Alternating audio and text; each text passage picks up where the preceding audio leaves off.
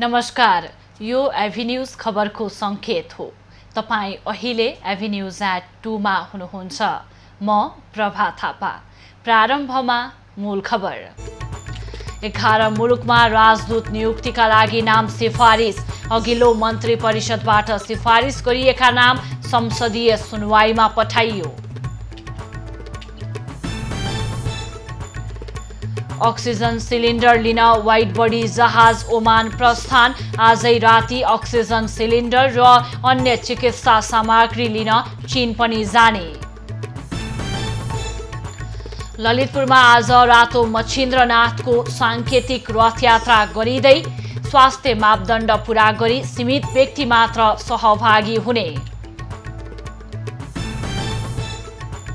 चीनलाई अन्तरिक्ष अभियानमा ठूलो सफलता हासिल। अन्तरिक्ष यान जुरुङ मङ्गल ग्रहमा सफलतापूर्वक अवतरण। र नेपाल सुपर लिगको फाइनल खेल आज। उपाधिका लागि धनगढी एफसी र काठमाडौँ रेजर्स भिड्दै। अब खबरको सिलसिला प्रारम्भ गरौं राजदूत सिफारिस सम्बन्धी प्रसङ्गबाट। सरकारले 11 मुलुकमा राजदूत नियुक्तिका लागि परराष्ट्र मन्त्रालयका 2 सहसचिव सहित 11 जनाको नाम सिफारिस गरेको छ। मन्त्री परिषदको यस अघिकै बैठकले राजदूत सिफारिस गरेको हो। एक साता अघिकै बैठकले सिफारिस गरेका नाम संसदीय सुनवाईमा पठाइसकिएको सरकारका प्रवक्ता पार्वत गुरुङले बताए। प्रस्तावित राजदूत मध्ये निर्मल राज काफले र जीवन प्रकाश श्रेष्ठ परराष्ट्र सेवाका सहसचिव हुन्। सरकारले एमाले केन्द्रीय सदस्य तथा पूर्व सामान्य प्रशासन मन्त्री युवराज कार्की, विराटनगर महानगरपालिकाका पूर्व मेयर तथा एमाले नेता रमेश चन्द्र पौडेल, पाल्पाका पूर्व सांसद तथा एमाले नेता कुलप्रसाद नेपाल सहित प्राध्यापक र अधिकार क्षेत्रमा क्रियाशील अन्य 9 जनाको नाम सिफारिस गरेको छ। अक्सिजन सिलिन्डर लिन नेपाल वायु सेवा निगमको वाइड बडी जहाज आज बिहान ओमान प्रस्थान गरेको छ। ओमान स्थित नेपाली दूतावास र गैर आवासीय नेपाली सङ्घको सहकार्यमा सहयोग स्वरूप प्राप्त भएको 600 थान अक्सिजन सिलिन्डर लिन वाइड बडी जहाज ओमान गएको हो। आज बिहान 7:30 बजे विमान ओमानको मस्कटतर्फ प्रस्थान गरेको विमानस्थल कार्यालयले जनाएको छ। वाइड बडी जहाज आजै दिउँसो 2 बजे काठमाडौँ फर्कने निगमका महाप्रबन्धक डिम प्रकाश पौडेलले जानकारी दिएका छन्। ओमानबाट फर्किएको जहाज आजै राति 11 बजे चीनको राजधानी बेजिङ जाने कार्यतालिका छ। चीनले अनुदानमा दिएको अक्सिजन सहितका स्वास्थ्य सामग्री लिन वाइड बडी बेजिङ जान लागेको हो। भोलि बिहान जहाज बेजिङमा सङ्कलित 400 थान अक्सिजन कन्सन्ट्रेटर, 400 थान सिलिन्डर र अन्य चिकित्सा सामग्री लिएर काठमाडौँ फर्कनेछ। बेजिङ स्थित उद्योगबाटै जहाजले अक्सिजन ल्याउनेछ। अबका केही दिन वाइड बडी जहाज अक्सिजन सहितका स्वास्थ्य सामग्री लिन हरेक दिन लगातार बेजिङ जाने महाप्रबन्धक पौडेलले जानकारी दिएका छन्। चीनले कोरोना संक्रमितको उपचारका लागि नेपाललाई 20,000 थान अक्सिजन सिलिन्डर अनुदानमा उपलब्ध गराउने जनाएको छ।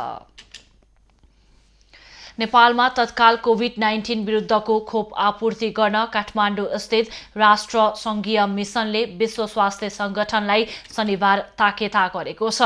राष्ट्र सङ्घीय आवासीय प्रतिनिधि सारा ब्योस्ले न्यान्तीले WHO प्रमुख डाक्टर टेड्रोस एढानम घेब्रेयेससलाई उक्त आग्रह गरेकी हुन्। ट्विट मार्फत उनले नेपालको संक्रमण दर विश्वमै उच्च रहेको उल्लेख गर्दै तथ्याङ्कमा ध्यान दिन समेत WHO का प्रमुखको ध्यानाकर्षण गराएकी छन्। उनले लेखेकी छन्, नेपालमा तत्काल खोप पठाउनुस्। यसै साता कोभिड सङ्कट व्यवस्थापन केन्द्र CCMC संयोजक तथा उपप्रधानमन्त्री ईश्वर पोखरेलले न्यान्तीलाई टेलिफोन मार्फत खोप आपूर्तिका लागि पहल गर्न आग्रह गरेका थिए। राष्ट्रसङ्घीय निकाय WHOले कोभ्याक्स सुविधा अन्तर्गत प्रभावित मुलुकहरूमा खोप आपूर्ति गर्दै आएको छ, तर भारत लगायतका खोप उत्पादक मुलुकमा खोप उत्पादन प्रभावित बनेपछि आपूर्ति हुन सकेको छैन। WHOले पनि ठूला र धनी राष्ट्रले खोप जम्मा गर्दा गरिब मुलुकमा खोप आपूर्ति गर्न नसकिएको बताउँदै आएको छ। नेपालगञ्जबाट अक्सिजनको आपूर्ति नभएकाले कोरोनाका नयाँ बिरामीलाई कर्णाली प्रदेश अस्पतालले भर्ना लिन नसक्ने जनाएको छ। अक्सिजन आपूर्ति हुन नसकेका कारण कोभिड-19 को संक्रमणका बिरामीलाई भर्ना गर्न नसकिने प्रदेश अस्पतालका निर्देशक डाक्टर डम्बर खड्काले बताएका छन्। प्रदेश अस्पतालमा अक्सिजन प्लान्ट सञ्चालनमा आए पनि त्यहाँ रहेको कोरोना संक्रमित बिरामीलाई हाई फ्लो अक्सिजन दिनुपर्ने भएकाले अक्सिजन सिलिन्डर आवश्यक रहेको निर्देशक खड्काले बताएका छन्। अस्पतालमा 2 वटा अक्सिजन प्लान्ट भए पनि त्यसबाट उत्पादन हुने अक्सिजनले बिरामीलाई थेग्न सक्ने अवस्था छैन। अहिले हाल करिब 100 सिलिन्डर अक्सिजन उत्पादन हुँदै आएको छ, तर अस्पतालमा दैनिक 300 बढी सिलिन्डर अक्सिजन आवश्यक पर्छ। हाल अस्पतालमा 92 जना जटिल प्रकृतिका संक्रमित उपचाररत रहेको निर्देशक खड्काले बताएका छन्। नगरपालिका महासंघका अध्यक्ष अशोक बेन्जु श्रेष्ठले महामारी तथा सरुवारोग नियन्त्रण सम्बन्धी अधिकार संघीय सरकारसँग एकल रूपमा रहेका कारण चाहेर पनि धेरै काम गर्न नसकिएको बताएका छन्। संघ सरकारको एकल अधिकार भएको क्षेत्रमा स्थानीय सरकारले काम गरिरहेकाले सोचे जस्तो परिणाम आउन नसकेको उनले बताएका छन्। सञ्चारकर्मीसँग कुरा गर्दै अध्यक्ष श्रेष्ठले कोरोनाको संक्रमणको असर न्यूनीकरण गर्न स्वास्थ्य संकटकाल घोषणा गरेर स्वास्थ्य सम्बन्धी सम्पूर्ण जिम्मेवारी तीनै तहको सरकारलाई दिनुपर्ने बताए। हामीले चाहिँ संविधानले 3 तहको सरकारलाई स्वास्थ्यको विषयमा जुन एउटा चाहिँ जिम्मेवारी दिएछ, त्यसको अतिरिक्त सर्वरोग नियन्त्रण सम्बन्धी महामारी रोग नियन्त्रण सम्बन्धी संघ सरकारको एकल अधिकार छ। अब संघ सरकारको एकल अधिकार भएको क्षेत्रभित्र हामीले काम गरिरहेका छौँ। त्यसलाई चाहिँ कानुनी रूपमा नै अधिकार बाँडफाँड 3 तहलाई गर्न पायो भने यो अझ इफेक्टिभ हुन्छ। बजेट खर्च गर्ने विषयमा, स्थानीय स्तरमा काम गर्ने विषयमा भन्ने खालको कुरो हो। उनले तीनै तहका सरकारले साझेदारीका रूपमा स्वास्थ्य क्षेत्रमा लगानी बढाउन आवश्यक रहेको बताएका छन्। काठमाडौँ उपत्यका छिर्ने नाकामा पर्ने चन्द्रागिरी नगरपालिका आज बिहानैदेखि सिल गरिएको छ। काठमाडौँ जिल्लामा यसअघि नै निषेधाज्ञा लागू छ। नगरपालिकाले सूचना जारी गरी थप सतर्कता अपनाउने भन्दै 1 हप्ताका लागि नगरपालिकाको क्षेत्र सिल गरेको हो। निषेधाज्ञाका समयमा अत्यावश्यक स्वास्थ्य संस्थाका सवारी तथा औषधि पसल बाहेक सम्पूर्ण खाद्यान्न पसल, किराना पसल, तरकारी तथा फलफूल पसल समेत सञ्चालन गर्न नपाइने विज्ञप्तिमा जनाइएको छ। खानेपानीका ट्याङ्कर, दूध ढुवानीका सवारीमा अनिवार्य रूपमा PPE लगाई पूर्ण रूपमा स्वास्थ्य मापदण्ड कायम गरी सञ्चालन गर्न सकिने उल्लेख छ। चन्द्रागिरी नगरपालिकाका प्रमुख घनश्याम गिरीका अनुसार आज बिहान 6 बजेदेखि आगामी 7 गते बिहान 5 बजेसम्म अत्यावश्यक बाहेक घरबाट निस्किन समेत पूर्ण रूपमा निषेध गरिएको हो।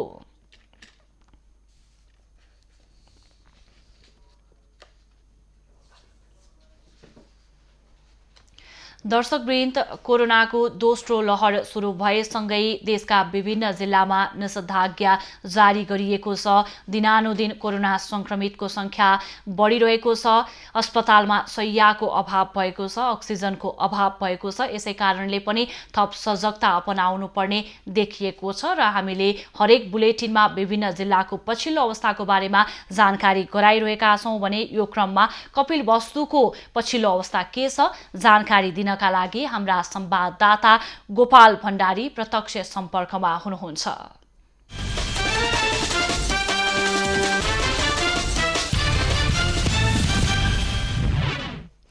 गोपाल, हिजो हामीले कुराकानी गर्दा कपिलवस्तु अस्पतालमा अक्सिजनको अभाव, शैय्याको अभाव छ र त्यसैले पनि यता अस्थायी टहरा निर्माण गरेर संक्रमितहरूलाई उपचार गराइराखेको दृश्य पनि यहाँले देखाइराख्नु भएको थियो। पछिल्लो अवस्था के छ, केही सुधार भयो कि जानकारी गराउनुस् न। प्रभा, कपिलवस्तु जिल्लामा जसरी दिन प्रतिदिन कोरोना संक्रमितहरूको संख्या बढ्दै गइरहेको छ र त्यो संख्या बढेसँगै सम्पूर्ण चाप कपिलवस्तु अस्पतालमा पर्ने गरेको छ। त्यसले गर्दा अस्पतालमा रहेका बेडहरूको अभाव भइसकेपछि इमर्जेन्सी वार्डको अगाडिपट्टिको टहरामा कोरोना संक्रमितहरू र सम्भावित कोरोना संक्रमणका बिरामीहरूलाई राखेर उपचार गरिरहेको छ र अक्सिजनको निकै नै अभाव भइरहेको छ र अक्सिजनको अभाव भएपछि हिजो साँझ नै कपिलवस्तुका प्रहरी उपरीक्षक नवराज अधिकारीको नेतृत्वमा आफै उहाँ चाहिँ रूपन्देहीका विभिन्न ग्यास उद्योगहरूमा पुगेर आफैले सिलिन्डर लोड गरेर करिब 30-40 वटा सिलिन्डर जिल्ला अस्पताल कपिलवस्तुमा बुझाउनु भएको छ भने अर्कोतर्फ अक्सिजनको अभाव हुन नदिनका लागि प्रभाव कपिलवस्तुमा केही स्थानीय युवाहरूले स्वतःस्फूर्त रूपमा अक्सिजन सप्लाईका लागि अक्सिजन ब्याङ्क सञ्चालन गरेका छन्। स्थानीय युवा गोपीकृष्ण शर्माको अगुवाईमा करिब 9-10 लाख रुपियाँ सङ्कलन भइसकेको छ अक्सिजन सिलिन्डर खरिद गर्नका लागि भने त्यसै गरी बाणगङ्गा नगरपालिकामा पनि स्थानीय अगुवा युवा रमेश चन्द्र भुषालको नेतृत्वमा त्यहाँका स्थानीय युवाहरूले अक्सिजन ब्याङ्क सञ्चालन गरिरहेका छन्, जसले गर्दा यस क्षेत्रका अस्पतालहरूमा अक्सिजनको अभाव हुँदा केही हदसम्म भए पनि ती युवाहरूको जो अभियानले गर्दा निकै नै सहज भएको छ। यद्यपि यहाँका स्वास्थ्य संस्थाहरूमा अक्सिजनको अभावले गर्दा बिरामीहरू छटपटाइरहेको अवस्था त विद्यमान छँदै नै छ र जसरी हिजो हामीले भन्यौँ यो जिल्लामा लगाइएको लकडाउनलाई पूर्ण रूपमा पालना नगर्दासम्म यो स्थितिबाट हामीले छुटकारा पाउन सक्दैनौँ, कोरोना संक्रमणलाई हामीले रोक्न सक्दैनौँ भन्ने कुरा गरे अनुसार नै स्थानीय प्रशासनले पनि आजबाट जिल्लामा जेठ 10 गते राति 12 बजेसम्मको लागि निषेधाज्ञा जारी गरेको छ र अहिले हामी कपिलवस्तुको यो तौलिया क्षेत्रको भवानी भिक्षुबाट प्रत्यक्ष प्रसारणमा जोडिरहँदा हामीले देख्न सक्छौँ निषेधाज्ञाका कारणले गर्दा सवारी साधनहरू सबै ठप्प छन्, बाटाहरू सुनसान छन्। तर प्रभाव स्थानीय प्रशासनले निषेधाज्ञा जारी गरे पनि बिहानतिरको तौलिया बजार वरपरका हाट बजारहरू, तरकारी बजारहरू, किराना पसलहरूमा भने ठुलो सङ्ख्यामा भिडभाड बढेको छ र यसरी निषेधाज्ञा लगाएर यी सडकहरू पूर्ण रूपमा सुनसान गरे पनि स्थानीय प्रशासनले त्यसरी लाग्ने हाट बजारहरू, त्यसरी लाग्ने तरकारी बजार र किराना पसलहरूमा गोपाल बिहानको समयमा हाट बजार लागिरहेको जानकारी गराउनु भयो, पसलहरू खुलिरहेका छन्, भिडभाड देखिएको छ।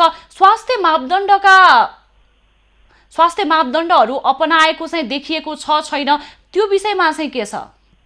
स्वास्थ्य मापदण्डका बारेमा न त त्यहाँ ती बजारमा रहेका पसलेहरू न त ग्राहकहरू कसैलाई पनि कुनै चासो देखिएको छैन र उहाँहरूले सामान्य एक सरो मास्क लगाएको देखिन्छ। त्यो मास्क पनि स्थानीय सुरक्षाकर्मीलाई देखाउनका लागि उहाँहरू आफू बच्नुभन्दा पनि सुरक्षाकर्मीले जुन ठाउँ चेक जाँच गरिरहेको छ र उसलाई देखाउनका लागि जस्तो गरेर मास्क लगाइएको छ। तरकारी बजारहरू निकै ठुलो भिडभाड रहेको छ, किराना पसलहरूमा ठुलो भिड रहन्छ र स्थानीय प्रशासनले यसरी जेठ 10 गतेसम्म निषेधाज्ञा जारी गरेर यी बाटोहरू सुनसान गरे पनि सवारी साधनहरूलाई पूर्ण रूपमा रोक लगाइए पनि जबसम्म त्यस्ता ती बजारहरूमा रहने भिडभाडलाई पूर्ण रूपमा नियन्त्रण गर्न सकिँदैन, जबसम्म जिल्लालाई कम्तीमा पनि एक हप्ता औषधि बाहेकका सम्पूर्ण सामग्रीहरू किन्न नदिने गरी बजार पूर्ण रूपमा ठप्प गरिँदैन, तबसम्म यो कोरोना भाइरसको संक्रमणको चेनलाई हामीले रोक्न सक्दैनौँ। र यस सम्बन्धमा तौलिया उद्योग वाणिज्य सङ्घका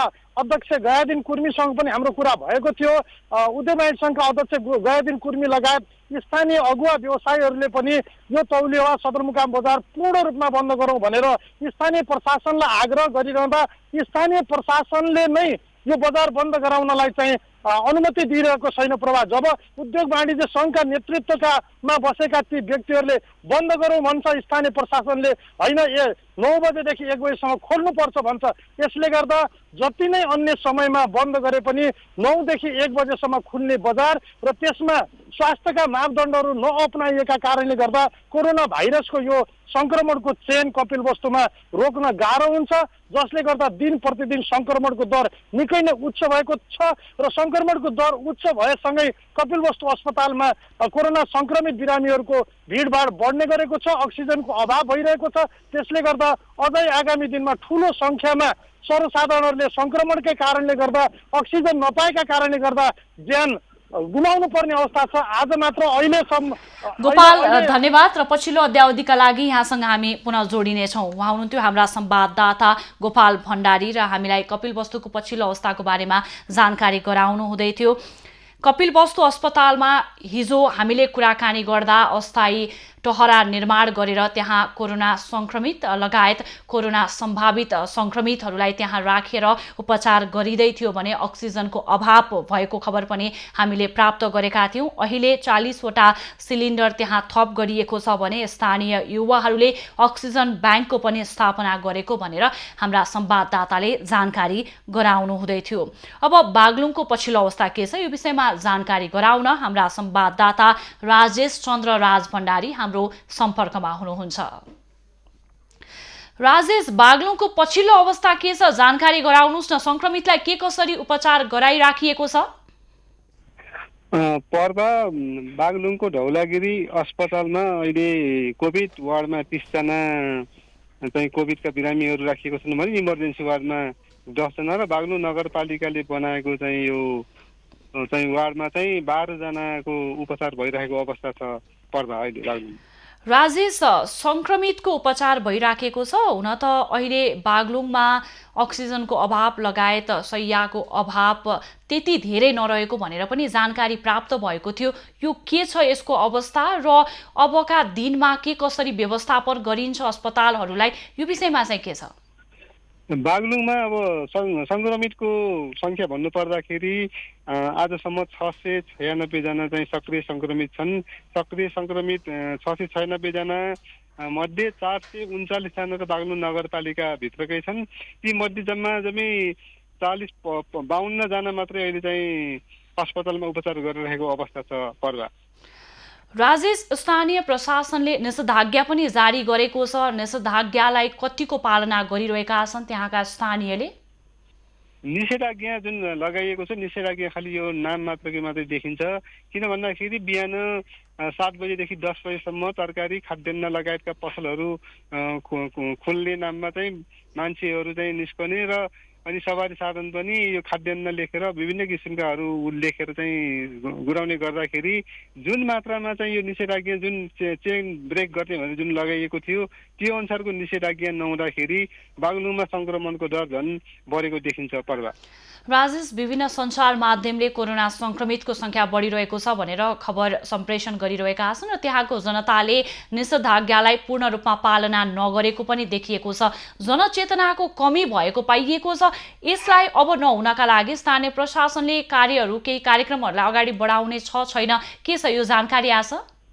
स्थानीय प्रशासनले अब पहिला भन्दा चाहिँ यो बैङ्क तथा वित्तीय संस्थाहरू खोल्दाखेरि पनि यो चाहिँ बजारमा भिडभाड बढेको भन्ने कुरा भइसकेपछि अनि यो भोलिदेखि 15 गतेसम्म जेठ 2 गतेदेखि 15 गतेसम्म बैङ्क तथा वित्तीय संस्थाहरू पूर्ण रूपमा बन्द गर्ने भनेर निर्णय गरेको छ र निषेधाज्ञालाई पनि अब अलिक कडी-कराउ गर्ने भनेर भनिए पनि जुन मात्रामा कडी-कराउ हुनुपर्ने जुन मात्रामा हुनुपर्ने हो त्यो चाहिँ भएको छैन भने जुन स्थानीय व्यक्तिहरू छन् जुन सर्वसाधारणहरू छन् उनीहरूले पनि यो जुन कोभिडको जुन नियमहरूलाई जुन रूपमा पालना गर्नुपर्ने हो त्यसलाई चाहिँ सही रूपमा पालना नगर्दाखेरि पनि ती समस्याहरू आएको देखिन्छ र कोभिड लागेको जुन व्यक्तिहरू नै पसलमा बस्ने व्यापार गर्ने लगायतका जुन खालका छन् त्यसलाई चाहिँ प्रहरी प्रशासनले जुन मात्रामा अनुगमन गर्नुपर्ने त्यो नगर्दाखेरि पनि अहिले चाहिँ समुदायमा चाहिँ जुन कोभिड जुन बढ्ने हो त्यो चाहिँ बढेको देखिन्छ पर्वा। धन्यवाद राजेश र पछिल्लो अध्यावधिका लागि यहाँसँग हामी जोडिनेछौँ। उहाँ हुनुहुन्थ्यो हाम्रा बागलुङबाट संवाददाता राजेश चन्द्र राज भण्डारी र हामीलाई बागलुङको पछिल्लो अवस्थाको बारेमा जानकारी गराउनु हुँदै थियो। बागलुङमा निषेधाज्ञा जारी गरिएको छ तर निषेधाज्ञा जारी भए तापनि बिहानको समयमा भिडभाड कायमै रहेको र स्वास्थ्य मापदण्ड नअपनाएको पनि पाइएको भनेर जानकारी गराउनु हुँदै थियो।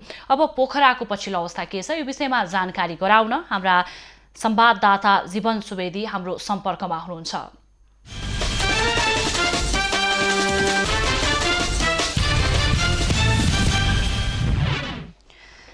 जीवन, पोखरामा कोरोना संक्रमितको संख्या बढिरहेको खबर हामीले प्राप्त गरेका छौं। हुन त देशभरि नै कोरोना संक्रमितको संख्या बढिरहेको छ। के छ पछिल्लो अवस्था पोखराको अहिले जानकारी गराउनुस् न। प्रभा अहिले पोखरा मात्र नभइकन समग्र गण्डकी प्रदेशमा संक्रमितको संख्या दिन प्रतिदिन बढिरहेको छ। पछिल्लो 2 दिन यता चाहिँ संक्रमितको संख्या केही घटेको हामीले पाएका छौँ र गण्डकी प्रदेशमा समग्र कुरा गर्दाखेरि हिजो मात्र सर्वाधिक धेरै 23 जनाको ज्यान भएको छ गण्डकी प्रदेशमा र आजको तथ्याङ्क हामीले स्वास्थ्य मन्त्रालय गण्डकी प्रदेश स्वास्थ्य निर्देशनालयबाट नतिजा प्राप्त गरिसकेका छैनौँ र आज पनि संक्रमितहरू थपिने क्रम जारी नै छ र अहिले विशेष गरी गण्डकी प्रदेशमा मैले धेरै अस्पतालहरूमध्ये पश्चिमाञ्चल स्वास्थ्य विज्ञान प्रतिष्ठान, त्यसै गरी चरक मेमोरियल हस्पिटल, त्यसै गरी गण्डकी मेडिकल कलेज लगायतका यी हस्पिटलहरूमा चाहिँ अक्सिजनको अवस्था के छ भनेर मैले केही बेर अघि त्यहाँका डाक्टर साहबहरूसँग कुराकानी गरेको थिएँ र गण्डकी प्रदेशका यी अस्पतालहरू जहाँ चाहिँ कोरोना संक्रमित बिरामीहरू राखिएको छ अक्सिजन पुर्याउन हामीलाई निकै हम्मे परेको छ। अहिले हामीले 95 जना बिरामीलाई हेरिरहेका छौँ भनेर हामीलाई गण्डकी प्रदेशमा रहेको गण्डकी प्रदेशकै सबैभन्दा ठुलो पोखरा स्वास्थ्य विज्ञान प्रतिष्ठानका निर्देशक डाक्टर अर्जुन आचार्यले बताउनु भएको छ र हिजो हामीले बल्ल गरेर बिरामीको ज्यान बचाएका छौँ। अक्सिजन को कारणले गर्दाखेरि बिरामीहरूलाई बचाउन नसक्ने स्थिति आयो भनेर उहाँले चाहिँ हामीलाई जानकारी गराउनु भएको छ। प्रभा र कस्तो छ भने अब पोखराको चरक मेमोरियल हस्पिटल जहाँ 70 जना बिरामीहरूको अहिले उपचार भइराखेको छ त्यहाँ पनि अक्सिजनकै अभाव छ। अहिले गण्डकी प्रदेशमा धेरै अस्पतालहरूले अक्सिजनको समस्या भोगिराखेका छन्। प्रभा र आजबाट कास्कीमा निषेधाज्ञा अलिकति कडाई गरिएको छ। बिहानैदेखि साइकल समेत रोकेर ट्राफिकले प्रहरीले बाटोमा रोकेर उहाँहरूलाई चाहिँ सम्झाइ बुझाइ गरिराखेको छ र जीवन कतिपय ठाउँमा जनताले नै नबुझेको हामीले पनि पाइरहेका छौँ। कोरोना संक्रमितको संख्या वात्तै बढेको छ। यस्तो अवस्थामा स्वास्थ्य मापदण्डहरू अपनाउनु पर्ने एक खालको चाहिँ जनचेतना पनि हुनुपर्ने हो, त्यो भइराखेको देखिएको छैन। गण्डकी प्रदेशको हकमा चाहिँ के छ जानकारी गराउनुस् न। प्रभाव पक्कै पनि आम मानिसहरूमा कस्तो खालको प्रभाव देखियो भने कोरोना संक्रमणको कारणले भन्दा पनि सरकारले हामीलाई चाहिँ रोकटोक लगाएको हो। 25 जना भयो भने त विवाहमा जान पाइन्छ, यस्तो खालको उहाँहरूमा गलत धारणा मौलायो।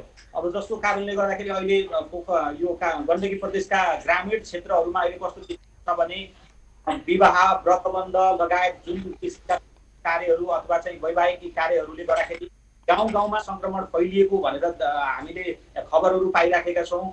आम मानिसहरूमा कस्तो भइदियो भने यो सरकारले रोक लगाएको हो, हामी चाहिँ हिँड्न हुन्छ, हिँडडुल गर्न के हुँदैन भन्ने खालको उहाँहरूमा त्यो गलत खालको प्रभाव, उहाँहरूलाई स्वास्थ्यको मापदण्ड पालना गर्नुपर्छ भन्ने ज्ञानको पनि कतिपय अवस्थामा अभाव देखिएको कारणले गर्दाखेरि र प्रशासनलाई आँखा छलेर हामी जहाँ पनि जान सकिन्छ त्यो एउटा लापरवाहीको कारणले गर्दाखेरि पनि भुसको आगो भित्रभित्रै कोरोना संक्रमण फैलिराखेको र अझ सहरी क्षेत्रमा भन्दा गाउँमा अझ बढी यो चाहिँ संक्रमण भइराखेको देखेको छ। जस्तो ग्रामीण क्षेत्रको कुरा गर्ने भने धेरै ठाउँहरूमा अब उहाँहरू चाहिँ अस्पताल पनि नजाने, जचाउन पनि नजाने, होम आइसोलेसनमै धेरै बिरामीहरूको मृत्यु भइराखेका खबरहरू पनि आइराखेका छन्, जसले गर्दाखेरि आम मानिसहरूमा एउटा चेतना आउन आवश्यक देखिएको छ। उहाँहरूले प्रशासनले भनेका कुराहरू, सरकारले भनेका कुराहरू पालना गर्नुपर्ने अवस्था देखेको छ। प्रभा धन्यवाद जीवन र पछिल्लो अवस्थाका लागि यहाँसँग हामी पुनः जोडिनेछौँ।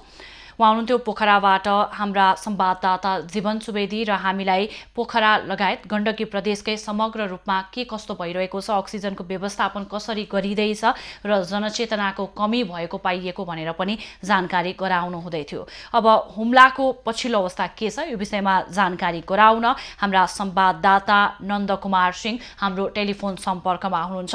नन्द, हुम्लाको पछिल्लो अवस्था के छ जानकारी गराउनुस् न। कोरोना संक्रमितको संख्या कति पुग्यो, के कसरी उपचार भइरहेको छ, के छ? पर्वा हुम्ला जिल्लाको पछिल्लो अवस्था हेर्ने हो भने क्रिटिकल रहेको देखिन्छ। यहाँ दिन प्रतिदिन कोरोना संक्रमितको संख्यामा एकदमै वृद्धि भएको देखिएको छ। हुम्लाका 7वटै गाउँपालिका मध्ये सबैभन्दा बढी ताजाकोट गाउँपालिकामा हालसम्म 19 जनामा कोरोना संक्रमित भइसकेको छ र उनीहरूमध्ये 4 जनाको अक्सिजन लेभल 92 भन्दा तल झरेको भन्ने हामीसँग ताजाकोट गाउँपालिकाका स्वास्थ्य संयोजक राजेन्द्र सेन्कुले हामीलाई जानकारी दिनुभएको छ।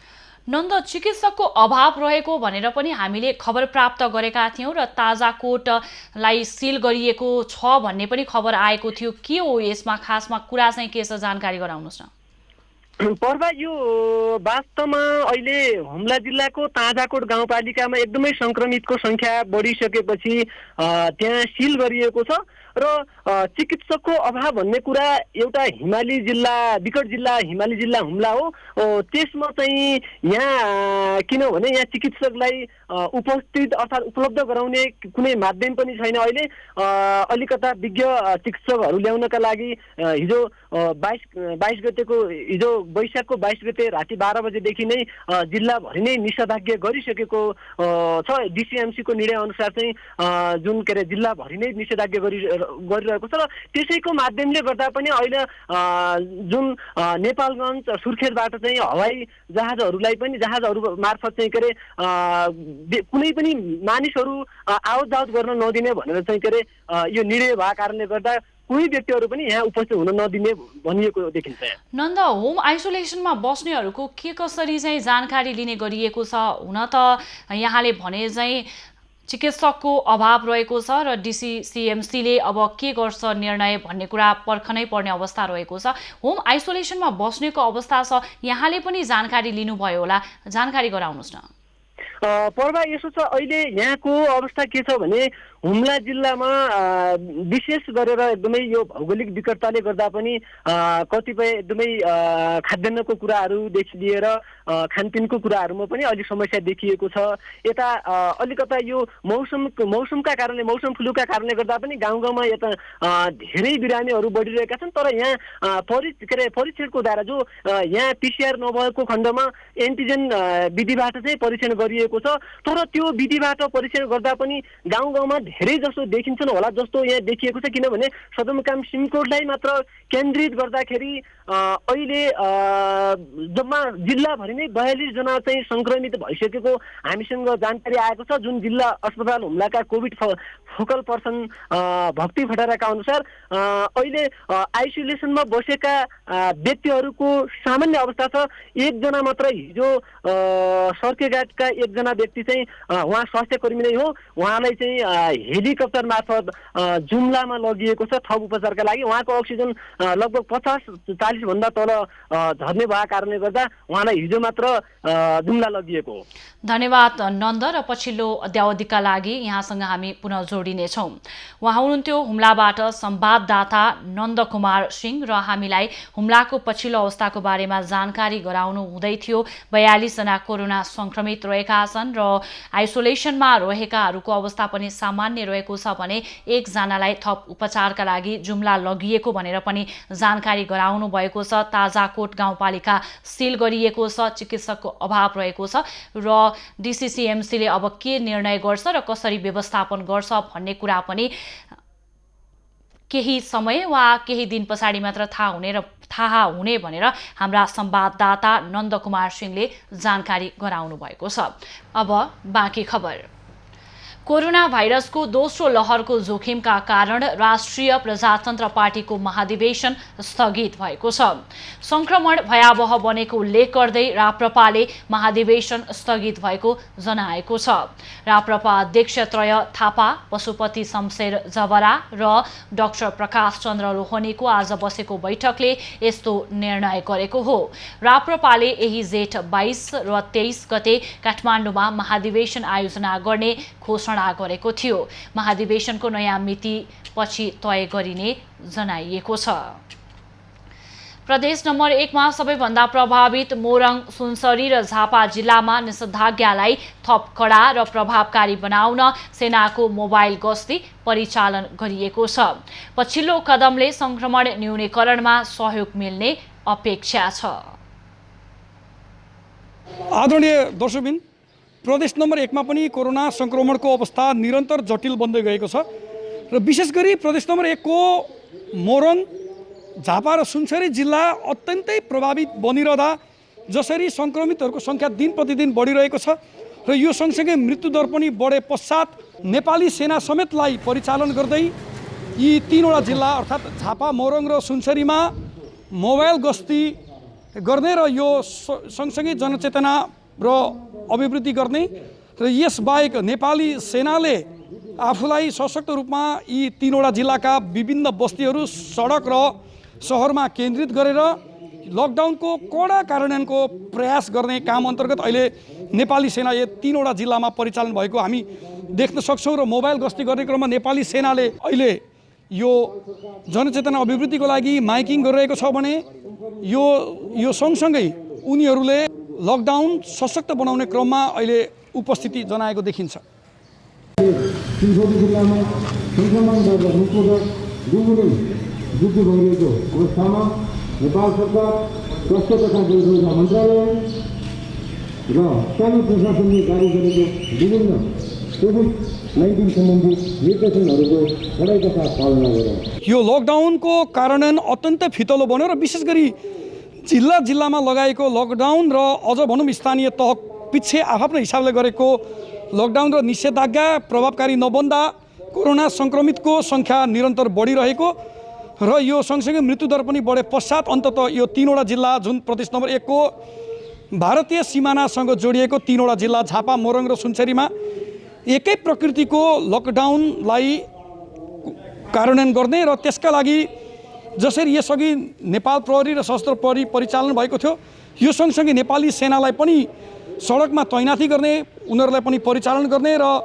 नेपाली सेनाको मोबाइल गस्ती मार्फत यो तीनवटा जिल्लाका सहर, बस्ती र सडकमा जनचेतना अभिवृद्धि गर्ने अभियान अन्तर्गत अहिले नेपाली सेना आजबाट यी तीनवटा जिल्लामा परिचालन भएको देखिएको छ र यसबाहेक नेपाली सेनाले अहिले यी विभिन्न जिल्लाहरूमा जसरी सब व्यवस्थापनको पाटोमा काम गरिरहेको छ, तर भोलिको दिनमा यदि असहज परिस्थिति बन्यो भने यो सब व्यवस्थापनको जनशक्ति पनि अभाव हुन्छ भन्ने कुरालाई दृष्टिगत गर्दै नेपाली सेनाले यी प्रदेश नम्बर 1 को यो तीनवटा जिल्लामा स्काउट लगायतका केही अन्य निकायहरूसँग मिलेर सब व्यवस्थापनको सन्दर्भमा प्रशिक्षण सञ्चालन गर्ने र सब व्यवस्थापनको लागि आवश्यक पर्ने दक्ष जनशक्ति उत्पादन गर्ने अभियान पनि नेपाली सेनाले लिएको देखिन्छ।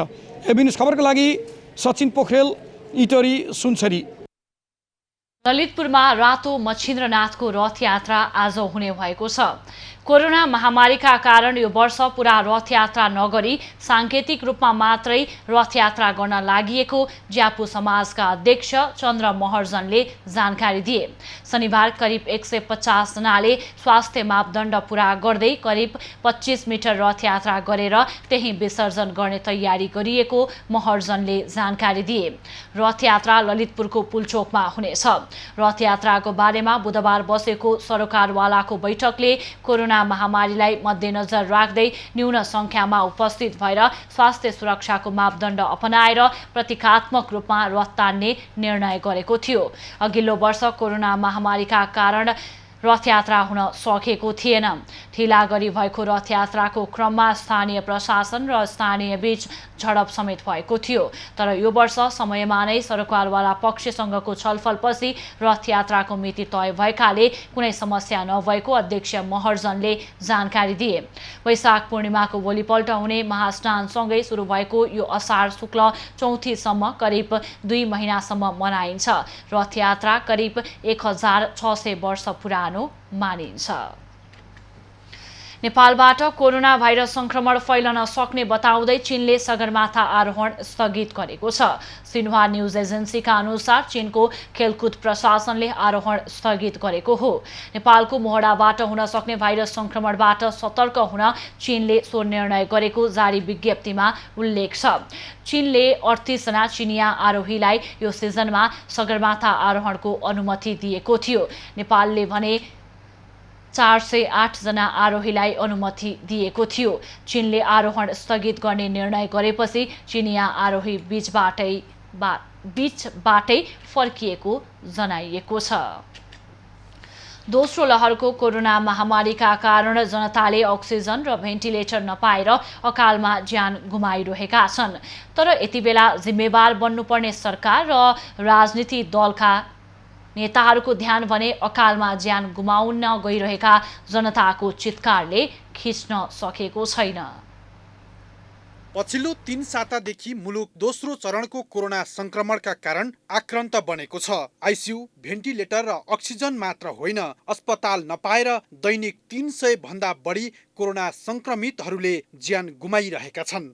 बिरामीलाई आवश्यक अक्सिजन नपाएर अस्पतालहरू संक्रमितको उपचार गर्न सक्दैनौ भनेर हात उठाइरहेका छन्। तर सरकार अक्सिजन उपलब्ध गराउनको सट्टा तोके बमोजिम मात्रै सास फेर्न भनिरहेको छ। सरकार अक्सिजन सिलिन्डरका कोटा छुट्याएर कोटा अनुसार सास फेर्न जनतालाई आदेश दिइरहेको छ। राज्य सञ्चालनका लागि जनताले कर तिरेका छन्, त्यही करबाट राज्य सञ्चालकहरू सेवा सुविधाको भोग गरिरहेका छन्। अझ राजनीतिक नेताहरू जनताका लागि आफूहरूले राजनीतिक गरेको भन्न पछि पर्दैनन्। महामारीमा जनता पिल्सिएका बेला आफ्नो सत्ता स्वार्थका लागि झण्डै 3 साता अघिसम्म सभा सम्मेलनमा सयौं गाडी रिजर्भ गरेर जनताको भिड देखाउँदै थिए। यिनै सभा सम्मेलनले कोरोना फैलाउने माध्यम बनेको नकार्न सकिँदैन। सत्ता सञ्चालक र राजनीतिक दलका नेताहरूले हजारौं जनताले ज्यान गुमाइसक्दा समेत, लाखौं जनता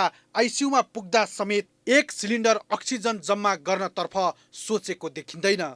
यो बेलामा जनतालाई राहत दिनुभन्दा पनि राजनीतिक दलका नेताहरू सत्ता जोगाउने र फाल्ने खेलमा जनताले मुख छोप्न पर्ने दृश्यहरू देखाइरहेका छन्। सयौं जनता अस्पतालको शय्यामा छटपटाइरहेका बेला राजनीतिक कर्मी भने जनताको नाम लिँदै प्रधानमन्त्री र मन्त्री पदको शपथ खाइरहेका छन्। जनताले मुख छोप्नु पर्ने दृश्य देखाउँदै केपी ओलीको आइसियुमा पुगेको प्रधानमन्त्री पद त जोगियो, तर आइसियुमा पुगेका जनताको ज्यान जोगाउने कुनै ठोस पहल सरकारबाट भएको देखिँदैन। सत्ता प्राप्तिको दौडमा लागेका माओवादी केन्द्रका अध्यक्ष पुष्पकमल दाहाल, कांग्रेसका सभापति शेरबहादुर देउबा, जसपा अध्यक्ष उपेन्द्र यादव, एमाले वरिष्ठ नेता माधव कुमार नेपाल, पूर्व प्रधानमन्त्री बाबुराम भट्टराई लगायतका नेताहरू अब थकाइ मार्न थालेका छन्। कोरोना महामारी चरम उत्कर्षमा पुगेका बेलामा तेस्रो पटक 42औं प्रधानमन्त्रीको रूपमा सत्ता सम्हाल्दै ओली पुनः सिंहदरबार प्रवेश गरेका छन्। तर जनताको जीवन रक्षाका लागि ठोस कार्यक्रम ल्याउँछन् कि भन्ने आशा चाहिँ जनताले गर्न सकेका छैनन्। मुलुकमा कोरोना कहरको सुरुवाती दिनदेखि नै कुर्सी मोहमा रुमालिएको नेपाली राजनीतिले अझै पार पाएको छैन। नेताहरू राजनीतिलाई पार लगाएर जनताको जीवन रक्षामा लाग्छन् भन्ने विश्वास पनि आम नागरिकमा देखिँदैन। हजारौं जनताले ज्यान गुमाउँदा समेत अन्त्य भएन राजनीतिक किचलो। कोरोना कहरसँगै रुमलिएको राजनीति सङ्लो नहुँदा महामारीबाट पार पाउने बाटो पाउन सकेको छैन। यस्तै हुने हो भने आगामी दिन निकै चुनौतीपूर्ण रहेको छ। एभिन्यूज खबरका लागि सरोज पौडेल, काठमाडौँ। पर्सा जिल्लामा 1 दर्जन भन्दा बढी निजी अस्पतालहरू सञ्चालनमा रहेका छन्। सरकार र जिल्ला विपद व्यवस्थापन समितिले पनि कोरोना संक्रमितहरूका लागि 20% शैय्या छुट्याउन निर्देशन दिएको महिनौं बितिसक्दा पनि कार्यान्वयन भएको छैन। निजी अस्पतालले सरकारले दिएको निर्देशन कार्यान्वयन नगर्ने र स्थानीय प्रशासनको लापरवाही र मौनताले अहिले संक्रमितहरू अस्पतालमा शैय्या नपाएर ज्यान गुमाउन विवश भएका छन्। दर्शकबिन, पर्सा जिल्लामा कोरोना संक्रमितहरूको संख्या दिनानुदिन बढिरहेको छ। मृतक पनि दिनानुदिन भइ नै रहेको हामीले देखेका छौँ। मृतक र संक्रमितहरूको संख्या बढ्नुको साथसाथै पर्सा जिल्लामा अस्पताल र भेन्टिलेटरको समेत कमी हुन थालेको छ। वीरगञ्जमा मात्र 1 दर्जन भन्दा बढी प्राइभेट अस्पतालहरू सञ्चालनमा रहेका छन्। स्थानीय प्रशासन र नेपाल सरकारको निर्देशन अनुसार हरेक अस्पतालमा आफ्नो क्षमताको 20% कोरोना संक्रमितको लागि बेड छुट्याउनु पर्ने प्रावधान रहेको छ। तर पर्सा जिल्लामा रहेका विभिन्न अस्पतालहरूले भने यो नियमलाई पाखा लगाउँदै आफ्नो मन परी गरिरहेको हामीले देखेका छौँ। जुन अस्पताल मध्ये एसएल न्युरो अस्पताल र नेपाल इन्डो अस्पताल रहेका छन्। ती अस्पतालहरूमा बेडहरू त राखिएको छ, भेन्टिलेटर समेत राखिएको छ, तर कोरोना संक्रमितलाई भर्ना गर्न निषेध गरिएको छ। तपाईहरुले कोभिडको लागि बेडहरू छुट्याउनु भएको छ कि छैन? कतिवटा छुट्याउनु भएको छ? कति पर्सेन्ट हो? 20%। 25 बेडको हो, त्यसमा 5 वटा पूर्ण। 5 बेडको तपाईहरुले चालु गर्नु भएको छ। त्यसमा भेन्टिलेटर कतिवटा छ र नर्मल बेडहरू कतिवटा? भेन्टिलेटर 2 वटा छ। एसएल न्युरो अस्पतालले आफूसँग 2 वटा भेन्टिलेटर रहेको दाबी गरिरहेको छ र अहिले पर्सा जिल्लामा भेन्टिलेटरको सहारा बिना संक्रमितहरू मरिरहेका देखिन सक्छौं। स्थानीय प्रशासनले पनि आफूहरूले विभिन्न समयमा अस्पतालहरूको निरीक्षण गरेको, तर आफूहरूलाई कुनै पनि यस्तो सूचना नआएका कारण हामी कुनै पनि कारबाही गर्न नसकेको बताउँछन् जिल्ला प्रशासन कार्यालयका सहायक प्रमुख अधिकारी भीमकान्त पौडेल। अब अस्ति हामी अनुमान गर्दाखेरि अब 8-10वटा हामी अनुमान गऱ्यौँ। त्यसमा गर्दाखेरि चाहिँ अब सबैले हामीले राखेका छौँ, यो ठाउँ हो, यो बेड हो हाम्रो भनेर राख्नुभयो। अब कतिपयले हाम्रो कोभिडको हुनुहुन्न भन्नुभएको थियो, अनुमान गरेको होइन। एम्बुलेन्स चालकहरूले पनि आफूहरू विभिन्न अस्पतालमा कोरोना संक्रमितलाई लिएर जाँदा अस्पतालको गेट बाहिरै पेसेन्टको कोरोना संक्रमितको अक्सिजन, बीपी लगायतका चेक जाँच गरेर गेटबाट नै फर्काइरहेको अस्पतालहरूले ती काम गरिरहेको एम्बुलेन्स सञ्चालकहरूले पनि बताइरहेका छन्। हस्पिटलहरूमा के सजिलै भर्ना लिइरहेछन्? भनिरहेछ ठाउँै छैन भने गेटबाट बाहिरै भनिरहेछ ठाउँ छैन, गाडीभित्र नलग्दै भनिरहेछ ठाउँ छैन। जिल्ला प्रशासन कार्यालय पर्साले आफूहरूले विभिन्न समयमा अनुगमन गरे तापनि सम्बन्धित निकायको यो भनाइले उनीहरूको अनुगमन कतिको प्रभावकारी रहेको छ भनेर सजिलै बुझ्न सकिन्छ। केही आर्थिक प्रलोभन र केही कोरोना सर्ने डरको कारण यहाँका स्थानीय प्रशासनहरू अहिले कोठाभित्र थन्किएर बसेका छन्।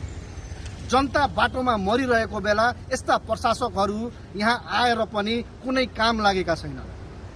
आउने दिनमा पर्सा जिल्लामा थप कतिजना मर्ने हो भनेर यस गतिविधिले सजिलै बुझ्न सकिन्छ। राजन रौनियार, पर्सा। प्रधानमन्त्री केपी ओलीले तेस्रो पटक अल्पमतको प्रधानमन्त्रीका रूपमा शुक्रबार शपथ लिए। ओलीले शपथ लिँदै गर्दा टेलिभिजनमा एउटा असहज दृश्य देखियो र सुनियो। के थियो त्यो असहज दृश्य?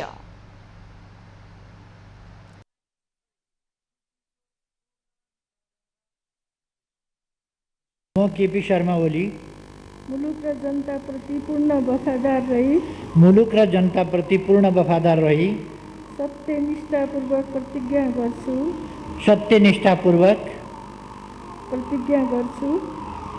त्यो पर्दैन।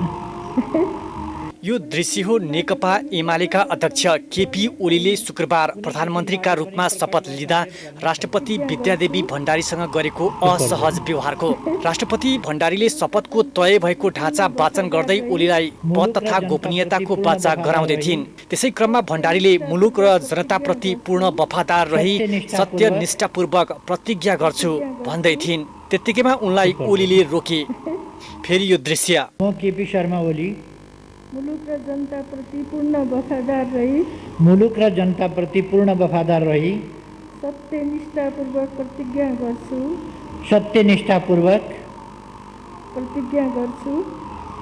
त्यो पर्दैन। प्रधानमन्त्रीको शपथ लिइरहेका ओलीले मुलुक र जनताप्रति पूर्ण वफादार रही सत्यनिष्ठापूर्वक सम्म मात्रै भने, प्रतिज्ञा गर्छु चाहिँ भनेनन्। ओलीले शपथको वाक्य पूरा नभनेपछि राष्ट्रपति भण्डारीले प्रतिज्ञा गर्छु भन्ने इसारा गरे। तर ओली राष्ट्रपति भण्डारीसँग असहज ढङ्गले प्रस्तुत हुँदै त्यो पर्दैन भनेर टारिदिए। राष्ट्रपति भण्डारीले भनेको कुरा शपथको उल्लेखित ढाँचा थियो। तर प्रधानमन्त्रीको शपथ लिँदै गरेका ओलीले राष्ट्रपतिको पदीय मर्यादा अनुसार त्यो पर्दैन भन्न मिल्दैन थियो। त्यसपछि राष्ट्रपतिले हाँस्दै शपथका अन्य शब्दहरू अगाडि बढाइन्। धेरै विषयमा केमिस्ट्री मिल्ने भएकाले राष्ट्रपति भण्डारीले ओलीको उक्त व्यवहार स्वीकार गरिन्। तर राष्ट्रपतिको आग्रहलाई बेवास्ता गरेको दृश्य भने टेलिभिजनका पर्दामा शोभनीय देखिएको थिएन। प्रतिज्ञा गर्छु। त्यो पर्दैन। अब पालो एभिन्यूज एट स्पोर्ट्सको।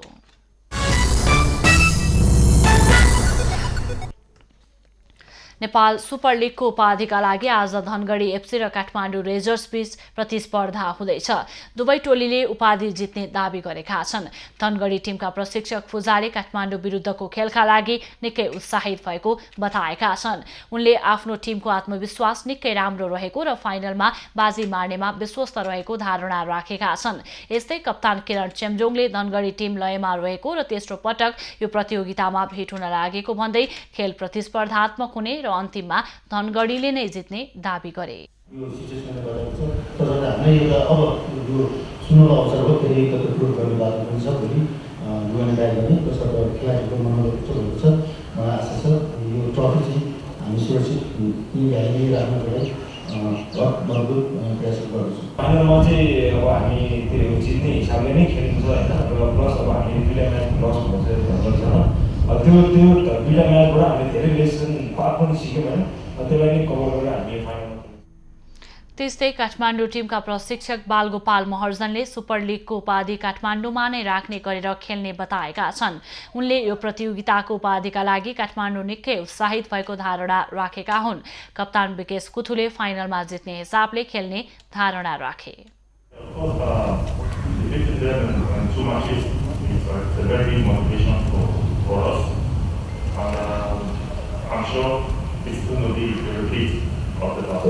मेरो जुन नेसनल टिमको फाइनल म्याच खेल्दाखेरिको हुन गएको क्लब साइडको फाइनल मेरो लागि सिम्पल हुन्छ र इट्स म्याटर सेम मलाई म्याटर गर्छ। फाइनल खेल दशरथ रङ्गशालामा साँझ 5:30 बजेबाट सुरु हुनेछ। खेलको विजेताले 35 लाख रुपैयाँ पाउनेछ भने उपविजेताले 15 लाख रुपैयाँ हात पार्नेछ। अब पालो एभिन्यूज एट मौसमको।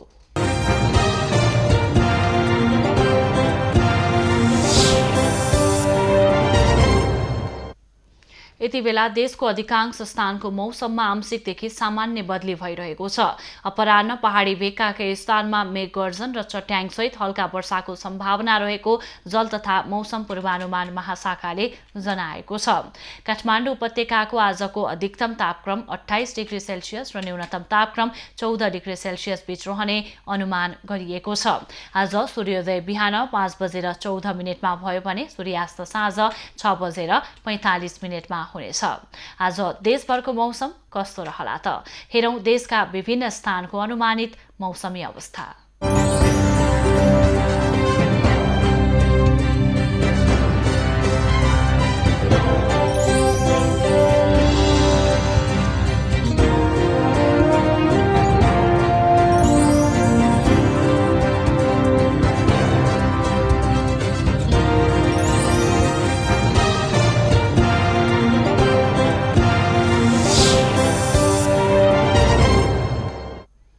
अहिलेलाई खबरको क्रम यति नै। एभिन्यूज खबरका यी सहित अन्य विस्तृत खबरका लागि www.avenews.tv लगअन गर्न सक्नुहुनेछ। युट्युब, फेसबुक र ट्विटरमा पनि हामीलाई फलो गर्न सकिनेछ। खबर भित्रको खबरका लागि हेर्दै रहनुहोला एभिन्यूज खबर। नमस्कार।